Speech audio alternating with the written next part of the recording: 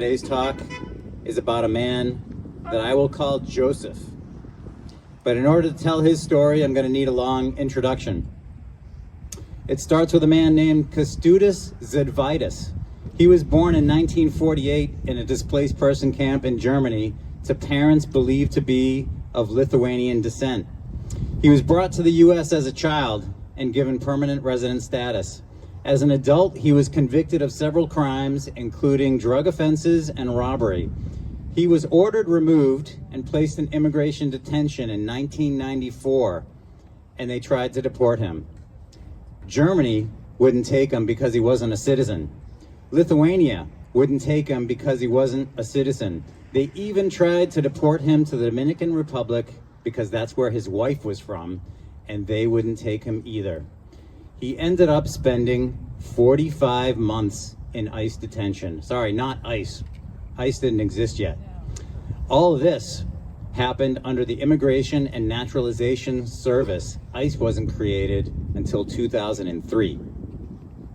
His case went all the way to the Supreme Court, who decided in 2001 that in such cases, if the government can't deport somebody within 6 months, that it was likely that the person would be held indefinitely, which would be a clear violation of the Constitution.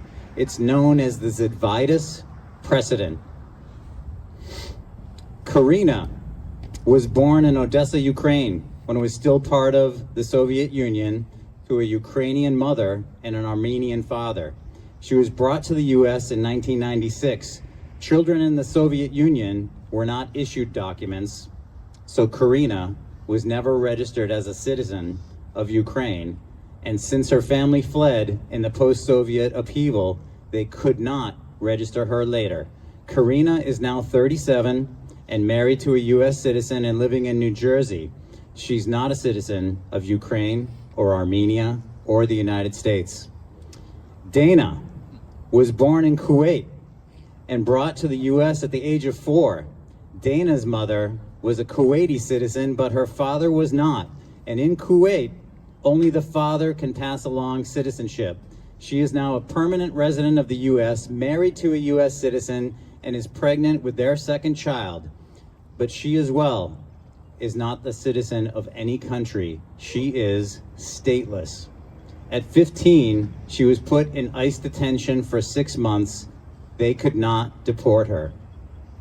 Karina and Dana founded an organization called the United Stateless to help others in their position in the U.S. At least 6 members of their organization have been detained in the Trump administration as of August 2025, some for longer than 6 months. Many have been moved around to different detention centers throughout the U.S. You might think statelessness is rare for people living in the U.S., but a 2020 study estimated that there are 218,000 people currently residing in the U.S. who are either stateless or at risk of statelessness. Stateless people are vulnerable to exploitation, stuck within borders, and may be ineligible for jobs, healthcare, schools, and bank services. Stateless people are considered to be foreigners in every country on the planet. Here are a couple quotes from stateless people.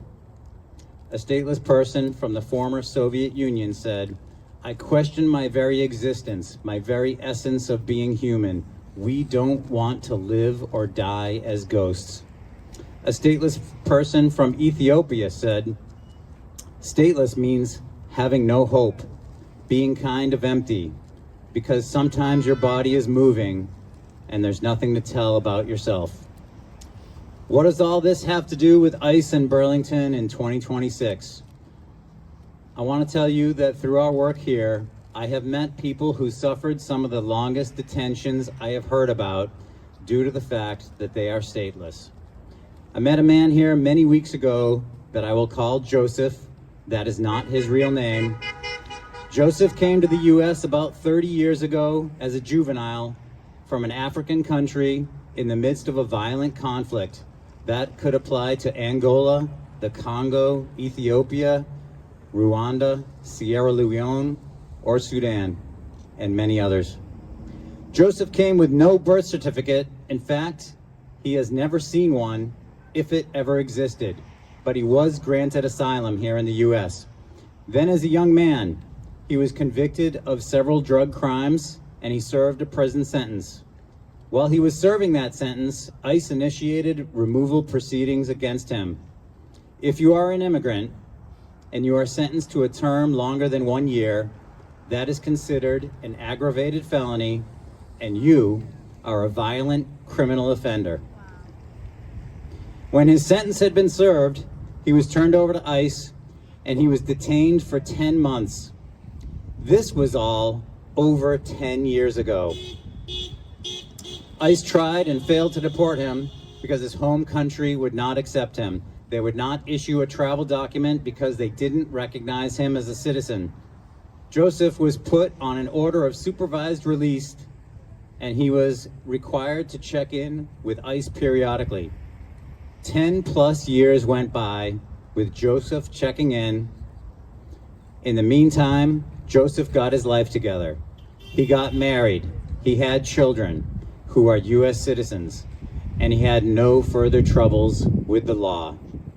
Does Joseph sound like the worst of the worst? No! Does Joseph deserve to stay in the U.S.? Yes! Then in 2025, he showed up for a check-in appointment and was told that his supervised release had been revoked. ICE said it was due to changed circumstances and they intended to deport him. They put him in detention again.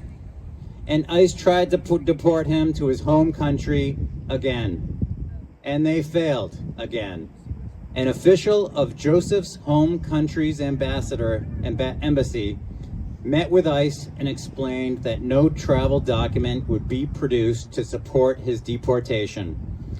After about 90 days in detention, Joseph's lawyer got him released based on the Zydvitas precedent that we talked about at the beginning. His combined time in immigration detention is now 13 months. He was brought to Burlington and he was released, and that is where we met him on a Thursday. What made ICE think he would be deportable this time? What was ICE's plan? Nothing about the situation had changed, as the judge noted in their decision. In fact, the only thing that had changed was that Joseph got his life together. I think their plan was to get Joseph to give up or to just hold him indefinitely. The Trump administration favors policies that would create more stateless people.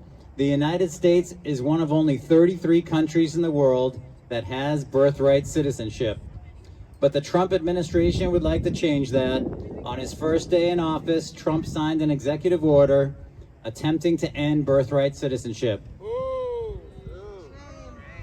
It would block citizenship from children born to undocumented immigrants.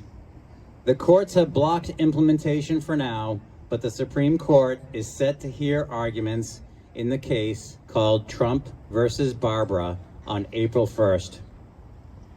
If birthright citizenship were denied to children of undocumented immigrants, estimates are that 150 to 250,000 children would be born each year as stateless children in the U.S. The birth of such children would create an underclass who can't travel, who can't access benefits, and who can't pass citizenship along to their children. On their website, the United Stateless has a short film called Citizens of Nowhere, which I recommend and we will link in our next email. The United Stateless advocates for legislation called the Stateless Protection Act, which would identify, protect, and regularize the status of stateless people. It would grant them protection from deportation and immigration detention, access to work authorization, and a pathway to lawful permanent residence. As always, I thank you guys for listening.